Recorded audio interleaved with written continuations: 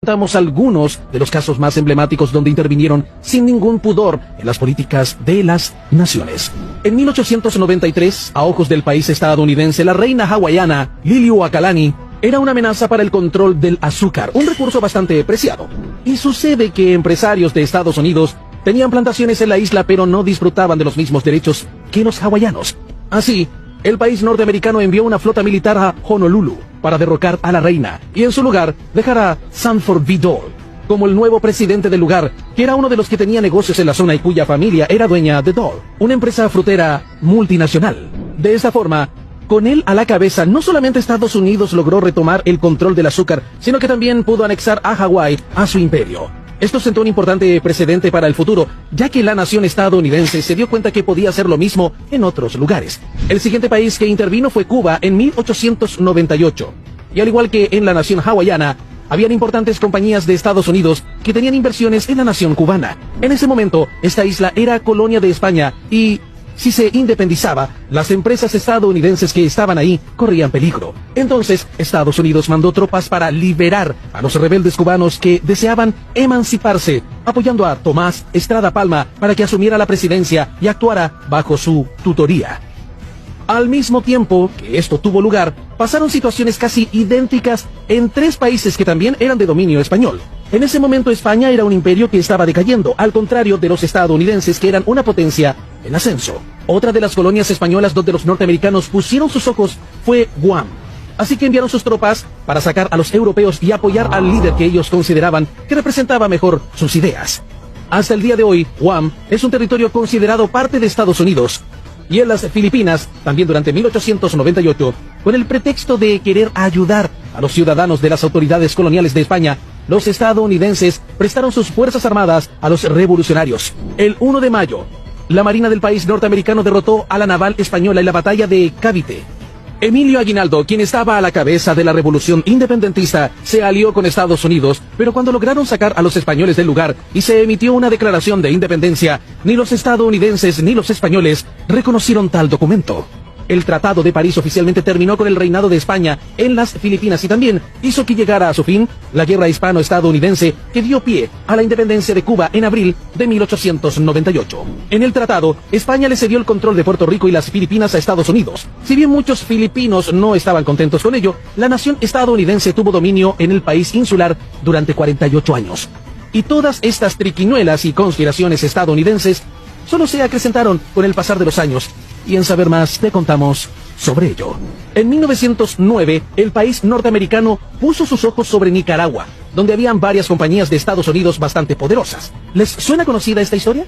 El nuevo presidente, José Santos Zelaya, prometió imponerle regulaciones a estas empresas y por supuesto el imperio de Estados Unidos jamás dejaría que eso sucediera. Así el secretario de Estado de los norteamericanos comenzó a esparcir rumores sobre Santos Zelaya, diciendo que quería construir un canal que supuestamente competiría con el de Panamá, pintando a Zelaya como un déspota y dictador en la prensa estadounidense. Entonces, Estados Unidos envió navíos a ambas costas nicaragüenses, básicamente hostigando al presidente para que dimitiera. Y al ser una potencia en ascenso, a Santos Zelaya no le quedó más que retirarse del cargo.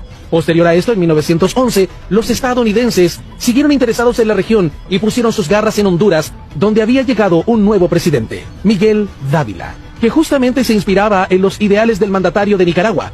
Su idea era retomar el control de su país de las manos de las compañías norteamericanas. En este caso, el conflicto era con las bananas, y el estadounidense Sam Semurray, dueño de algunas empresas bananeras, no iba a dejar que Dávila siguiera adelante con sus planes. El hombre terminó por formar su propia milicia, compró un navío que sobraba en la marina y lo cargó con armas para intentar remover al presidente hondureño del poder. Semurray invadió Honduras con un ejército privado y Estados Unidos no hizo nada al respecto, pues a ellos tampoco les gustaban los ideales de Miguel Dávila. En uno de los momentos más críticos del enfrentamiento, finalmente el gobierno estadounidense se entrometió y ordenó un alto al fuego, básicamente presionando a Dávila para que dimitiera, lo que finalmente sucedió. El presidente que le siguió es Manuel Bonilla, justamente el que Sam Semurray apoyaba. Bonilla le entregó tierras al magnate de las bananas y también una ventaja bastante única para que pudiera importar lo que quisiera sin pagar impuestos. Y eso no es lo peor, también le entregó reembolsos con fondos del gobierno hondureño por el ataque militar que Semurray había orquestado. Luego, en 1950 hubo un cambio importante en Estados Unidos, la creación de la CIA, la Agencia Central de Inteligencia. Esto revolucionó por completo el arte estadounidense de montar golpes militares y, ya para ese entonces, la nación norteamericana era una superpotencia mundial con todas sus letras. En 1953, Irán se convirtió en objetivo. Hacía poco había elegido como su líder a Mohammad Mossadegh, quien llegó al poder con una idea muy clara: recuperar el control de su recurso más preciado, el petróleo, que en ese entonces era administrado por una compañía británica. El Reino Unido no estaba contento con ello, por lo que se reunieron con un integrante de la CIA y juntos planearon derrocar a Mossadegh, pues el gobierno estadounidense creía que los planes de nacionalizar el petróleo que tenía el primer ministro iraní podrían ser indicios de comunismo. Kermit Roosevelt, el integrante de la CIA, llegó con $1 millón de los impuestos de Estados Unidos para intentar sacar del poder a Mossadegh. Así, comenzó a sobornar a líderes políticos y religiosos para que dijeran cosas negativas sobre el líder iraní. Eventualmente, Mossadegh, en un juicio manipulado, es encontrado culpable de traición, lo que lo dejó fuera del mapa, cumpliendo lo que los estadounidenses anhelaban. Por supuesto, esto no termina aquí. Estados Unidos siguió entrometiéndose en otras naciones y en saber más, te contamos de ello.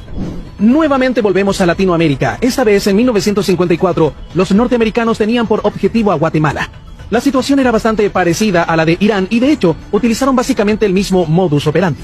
El presidente guatemalteco Jacobo Arbenz quería recuperar los recursos naturales de su nación, pues había monopolios estadounidenses que controlaban la electricidad y los ferrocarriles. El presidente entonces empezó a expropiar tierras que una enorme compañía bananera no utilizaba y se las dio a la gente de su país. Esto con la esperanza de que los campesinos locales pudieran trabajar este suelo, acabando así con la pobreza endémica que azotaba al país.